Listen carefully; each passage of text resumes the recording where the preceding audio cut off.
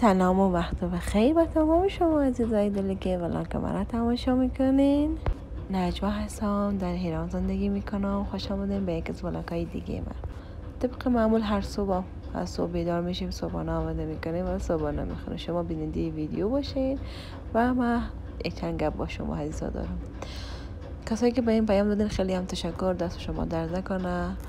دیگه برام گفتین که هوا خیلی گرم، بعد منتظر باشیم هوا سرد باشه بعد بریم افغانستان و قرار شد یک بهلاوی خیلی هم خوشمزه آماده کنم. بهلاوی هم خیلی زحمت کشیدم و خیلی هم خوشمزه آمده بود، اما متاسفانه همش سوخته بود. زیر اجاق گاز خیلی زیاد مانده بودم، گرچه خیلی پخش کردم ولی زیاد شده بود. متاسفانه بغلاوه سوخت و از این فقط یک 5-6 دانش سالو مانده بود. درست کردیم خوردیم. یه از بغلاوه سوختگی و